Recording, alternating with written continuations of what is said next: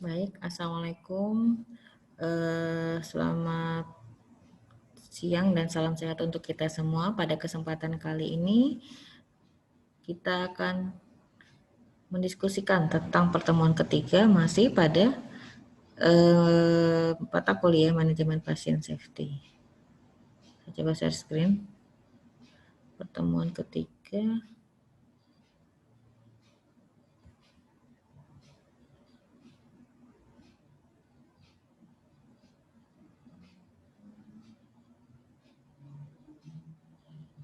Ini pertemuan ketiga. Oke.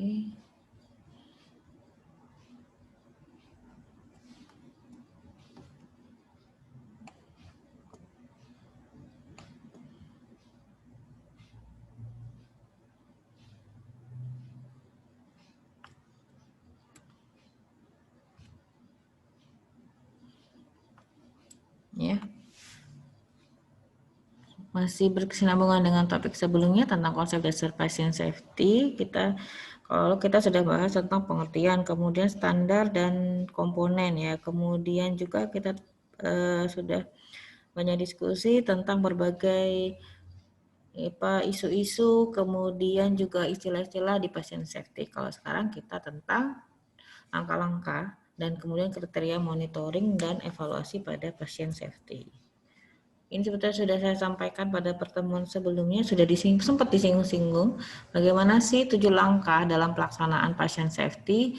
Yang pertama adalah membangun kesadaran akan nilai keselamatan pasien, menciptakan kepemimpinan budaya yang terbuka dan adil, pimpin dan dukung staf Anda, membangun komitmen dan fokus yang kuat terhadap KP di rumah sakit, mengintegrasikan aktivitas pengelolaan risiko, mengembangkan sistem pelaporan, libatkan dan komunikasi dengan pasien, belajar dan berbagi pengalaman tentang keselamatan pasien, cegah cedera melalui implementasi sistem keselamatan pasien atau pasien safety. Kita akan diskusi satu-satu. Bagaimana sih membangun kesadaran akan nilai KP atau keselamatan pasien? Ya, yang pertama adalah di rumah sakit. Langkah penerapannya, tindakan kebijakannya yakni tindakan staf segera setelah terjadi insiden, mengumpulkan fakta, kemudian mendukung kepada staf, pasien, dan keluarga. Selain itu, kebijakannya adalah peran dan akuntabilitas individual pada insiden, menumbuhkan budaya pelaporan dan belajar dari insiden, melakukan asesmen dengan menggunakan survei penilaian KP. Pada tim, anggota harapannya mampu berbicara, peduli, dan berani lapor apabila terjadi insiden. Laporan sifatnya terbuka dan terjadi proses pembelajaran serta pelaksanaan tindakan atau solusi yang tepat. Untuk yang kedua, langkahnya membangun keselamatan pasien yaitu pimpin dan dukung staf Anda. Bangunlah komitmen dan fokus yang kuat dan jelas tentang keselamatan pasien di rumah sakit. Di rumah sakit ada anggota direksi yang bertanggung jawab terhadap KP, kemudian di bagian-bagian atau setiap bagian ada orang yang dipercaya yang dapat menjadi penggerak atau champion di KP, memprioritaskan KP dalam agenda rapat direksi atau manajemen, memasukkan KP dalam semua program latihan staf. Untuk tim, ada penggerak dalam tim untuk memimpin gerakan KP, menjelaskan relevansi dan pentingnya serta manfaat gerakan KP, menumbuhkan sikap kesatria yang menghargai terhadap laporan insiden. Selanjutnya, untuk integrasikan aktivitas pengelolaan risiko, kembangkan sistem dan proses pengelolaan risiko serta melakukan identifikasi dan asesmen hal yang potensial bermasalah. Rumah sakit, struktur dan proses manajemen risiko klinis dan non-klinis mencakup KP, kembangkan indikator kinerja bagi sistem pengelolaan risiko. Kemudian selanjutnya, gunakan informasi dari sistem pelaporan insiden dan asesmen risiko dan meningkatkan kepedulian terhadap pasien. Untuk yang selanjutnya, diskusi isu KP dalam forum-forum untuk umpan balik kepada manajemen terkait, pada risiko pada individu pasien. Proses asesmen risiko teratur, tentukan akseptabilitas tiap risiko dan langkah memperkecil risiko tersebut. Yang keempat, kembangkan sistem pelaporan. Pastikan staf Anda agar dengan mudah dapat melaporkan kejadian atau insiden, serta rumah sakit mengatur pelaporan kepada KKPRS. Dengan lengkapi rencana implementasi sistem pelaporan insiden ke dalam maupun keluar yang harus dilaporkan ke KPPRS versi, tim dorong anggota untuk pelapor setiap insiden dan insiden yang telah dicegah tetapi dapat terjadi juga sebagai bahan pelajaran yang penting. Yang kelima, libatkan dan berkomunikasi dengan pasien. Kembangkan cara-cara komunikasi yang terbuka dengan pasien, rumah sakit, yakni kebijakan komunikasi terbuka tentang insiden dengan pasien dan keluarga. Pasien dan keluarga mendapat informasi bila terjadi insiden, dukungan pelatihan dan dorongan semangat kepada staf agar selalu terbuka kepada pasien dan keluarga, baik dalam asuhan apapun ya, asuhan keperawatan, asuhan kebidanan, atau juga dalam pelayanan medis. Selanjutnya, tim menghargai dan dukung keterlibatan pasien dan keluarga apabila terjadi insiden, kemudian memprioritaskan pemberitahuan kepada pasien dan keluarga bila terjadi insiden segera setelah kejadian, menunjukkan sikap empati. Untuk yang keenam, langkah yang dapat dilakukan yaitu belajar dan berbagi pengalaman tentang KP atau keselamatan pasien. Dorong staf Anda untuk melakukan analisis akar masalah untuk belajar bagaimana dan mengapa kejadian itu timbul. Di rumah sakit, staf terlatih mengkaji insiden secara tepat, mengidentifikasi sebab, kemudian kebijakan, kriteria pelaksanaan analisis akar masalah atau root cause analysis dengan RCA, atau failure modes atau efek analisis atau FMEA, atau metode analisis lain. Jadi berbagai metode analisis dapat digunakan ya, mencakup semua insiden dan minimum 1 kali per tahun untuk proses resiko tinggi. Di tim, diskusikan dalam tim pengalaman dari hasil analisis insiden, identifikasi bagian lain yang mungkin terkena dampak dari pengalaman tersebut. Langkah yang ketujuh, cegah cedera melalui implementasi sistem KP, gunakan informasi yang ada tentang kejadian atau masalah untuk melakukan perubahan pada sistem pelayanan. Rumah sakit, tentukan solusi dengan informasi dari sistem pelaporan, asesmen resiko, kejadian insiden, audit, serta analisis. Solusi mencakup penjabaran ulang sistem, penyesuaian pelatihan staf, dan kegiatan klinis, penggunaan instrumen yang menjamin KP. Asesmen resiko untuk setiap perubahan, sosialisasikan solusi yang dikembangkan oleh KKPRS versi, umpan balik kepada staf tentang setiap tindakan yang diambil atas insiden, kembangkan asuhan pasien menjadi lebih baik dan lebih aman, telaah perubahan yang dibuat oleh tim, dan pastikan pelaksanaannya. Kemudian di tim juga dapat dilakukan umpan balik terhadap tindakan terhadap insiden yang dilaporkan. Selanjutnya, langkah-langkah pelaksanaan pasien di safety di provinsi, rumah sakit, kabupaten, ataupun di puskesmas. 9. Solusi keselamatan pasien di rumah sakit. Ini berdasarkan dari WHO Collaboration Center for Patient Safety tahun 2007. Yang pertama, perhatikan nama obat, rupa, dan ucapan mirip, look alike, sound alike, medication names. Yang kedua, pastikan identifikasi pasien. Yang ketiga, komunikasi secara benar saat serah terima pasien. Yang keempat, pastikan tindakan yang benar pada sisi tubuh yang benar. Yang kelima, kendalikan cairan elektrolit pekat. Yang keenam, pastikan akurasi pemberian obat pada pengalihan pelayanan. Yang ketujuh, hindari salah kateter dan salah sambung selang. Nanti teman-teman kalau di rumah sakit, khususnya di ruang rawat intensif unit care atau high care, itu banyak selang, jadi jangan sampai salah sambung ya. Kemudian gunakan alat injeksi sekali pakai. Kalau sekarang alat injeksi rata-rata sudah disposable atau sekali pakai. Tingkatkan kebersihan tangan untuk pencegahan infeksi nosokomil. Apalagi kalau sekarang ya, kebersihan tangan itu wajib dilakukan.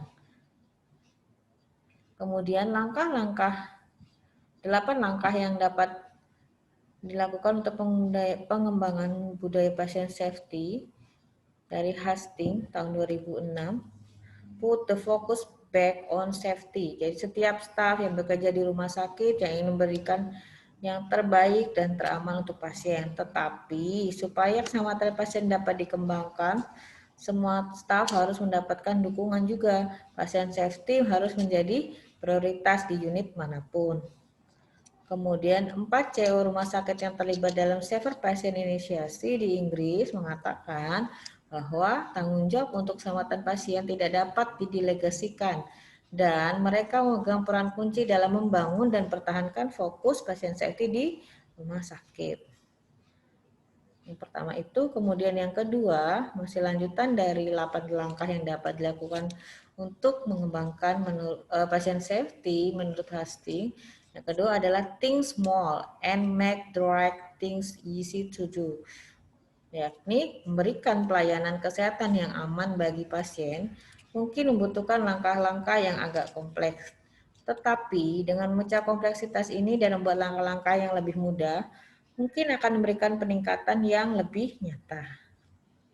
Selanjutnya, encourage open reporting. Belajar dari pengalaman, meskipun itu adalah sesuatu yang salah.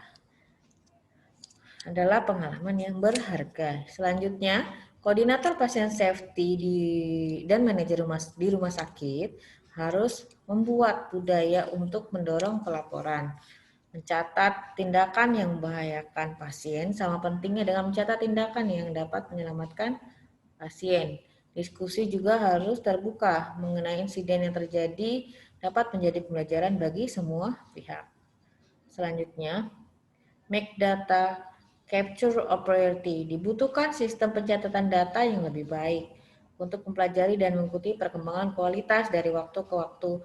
Misalnya saja data mortalitas. Dengan perubahan data mortalitas dari tahun ke tahun, klinisi dan manajer dapat melihat bagaimana manfaat dari penerapan pasien safety. Selanjutnya, yang kelima, use system-wide approach. Jadi keselamatan pasien tidak dapat ditanggung-jawabi atau menjadi tanggung jawab secara individu. Pengembangan hanya dapat terjadi jika ada sistem pendukung yang kuat. Staf juga harus dilatih dan didorong untuk keselamatan, peningkatan kualitas pelayanan dan keselamatan terhadap pasien. Tetapi, jika pendekatan pasien safety tidak diintegrasikan secara utuh ke dalam sistem yang berlaku di rumah sakit, maka peningkatan yang terjadi hanya akan bersifat sementara. Yang keenam, langkah selanjutnya yaitu build implementation knowledge ya. Jadi staf juga membutuhkan motivasi dan dukungan sehingga harapannya terjadi pengembangan proses dalam berpikir. Pimpinan merupakan pengarah jalannya program. Jadi peranan kunci itu ada di pimpinan. Di Inggris, pengembangan mutu pelayanan kesehatan dan keselamatan pasien sudah dimasukkan ke dalam kurikulum mata kuliah kedokteran dan perawatan sama seperti kita ya. Sehingga harapannya dapat tercipta pasien safety. Yang ketujuh, involve pasien in safety effort. Jadi keterlibatan pasien dalam pengembangan pasien safety terbukti dapat memberikan pengaruh yang positif. Selanjutnya, perannya saat ini mungkin masih kecil tetapi akan terus berkembang.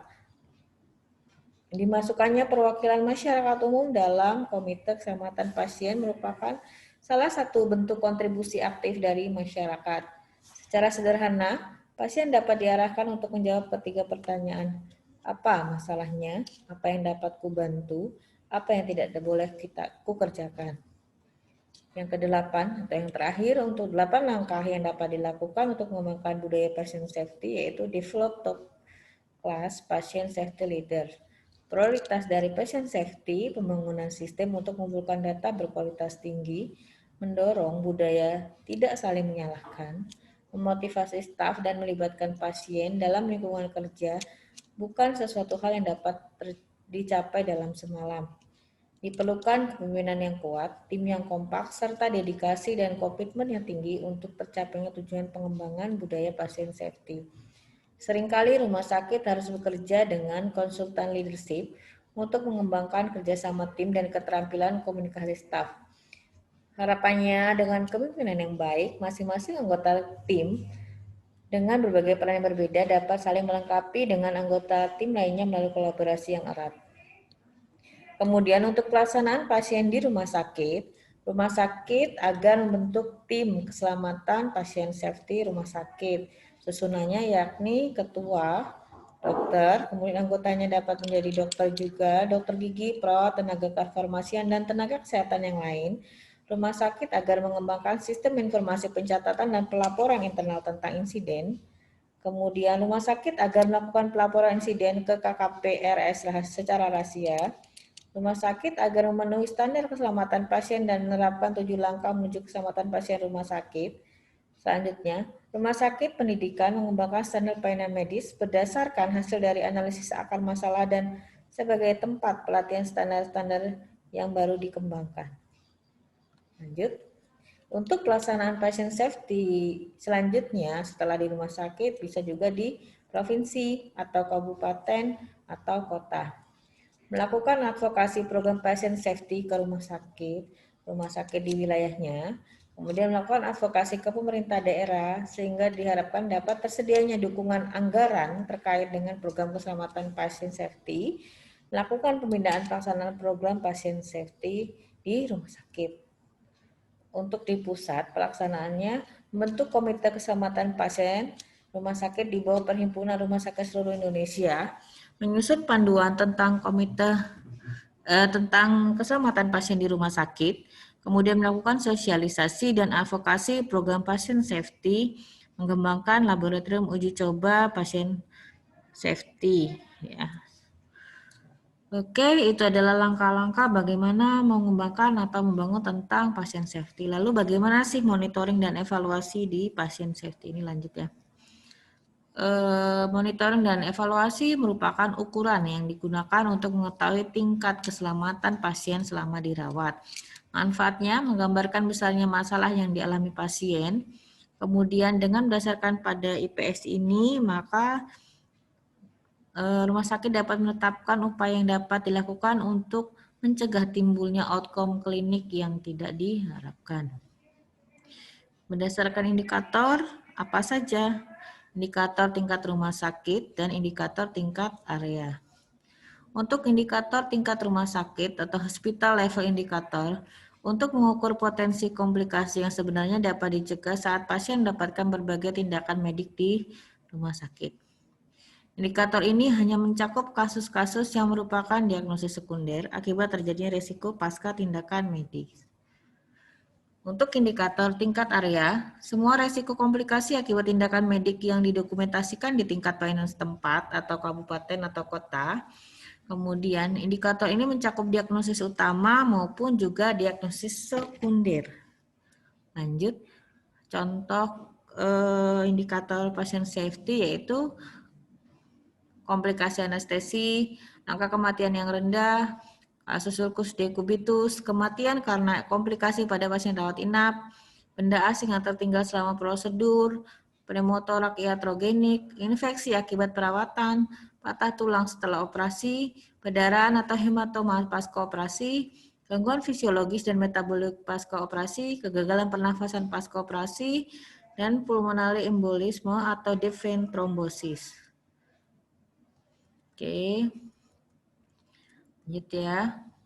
Ini masih lanjut juga sepsis, pasca operasi, luka pada pasien bedah, luka tusuk, reaksi transfusi, trauma-trauma, kemudian elemen pasien safety. Yang pertama, kesalahan pengobatan yang merugikan, menggunakan restrain, infeksi nosokomial, kecelakaan bedah, luka karena tekanan atau dekubitus, keamanan produk darah, resistensi antimikrobial, imunisasi, falls atau jatuh, darah stream atau aliran, perawatan kateter pembuluh darah, serta tindak lanjut dan pelaporan insiden keselamatan pasien.